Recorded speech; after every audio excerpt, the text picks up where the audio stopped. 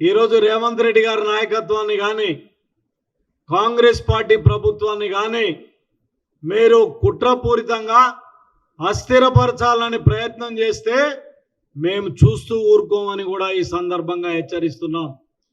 కేటీఆర్ కానీ టీఆర్ఎస్ నాయకులు కానీ ఈరోజు భయపడుతున్నారు.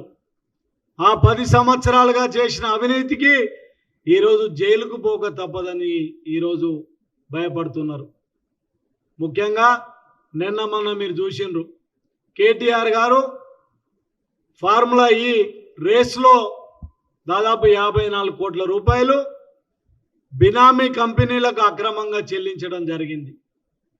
ఫోన్ ట్యాపింగ్ మీరు చూసిండ్రు, ప్రజాస్వామ్యకే మచ్చలాగా మన హక్కుల్ని కాలరాసి ఫోన్ ట్యాపింగ్కు పాల్పడ్డ పరిస్థితి. ఈరోజు విద్యుత్ కొనుగోలు ఒప్పందంలో పెద్ద ఎత్తున అక్రమాలు జరిగినాయి. కాళేశ్వరం 30,000 కోట్లతోటి జరిగేది ఈరోజు 1,20,000 కోట్లతోటి నిర్మాణం జరిగింది.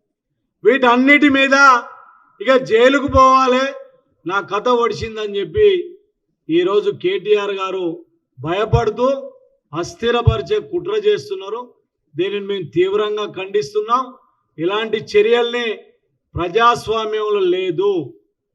మీరు ప్రతిపక్ష బాధ్యతలు వహించండి, ప్రజలకు కష్టాలు ఉంటే నిరసన తెలియజేయండి, అంతే తప్ప ఈ విధమైన చర్యలు చేస్తే మాత్రం కాంగ్రెస్ పార్టీ కానీ కాంగ్రెస్ పార్టీ నాయకులు చూస్తూ ఊరుకోరని కూడా హెచ్చరిస్తూ, తప్పకుండా ఎవరైతే ఈ లగచర్ల మరి ఇష్యూలో ఇన్వాల్వ్ అయినరో కేటీఆర్ ఉన్నా కేసీఆర్ ఉన్నా కూడా చట్ట ప్రకారం చర్యలు తీసుకోక తప్పదని కూడా ఈ సందర్భంగా హెచ్చరిస్తున్నాం.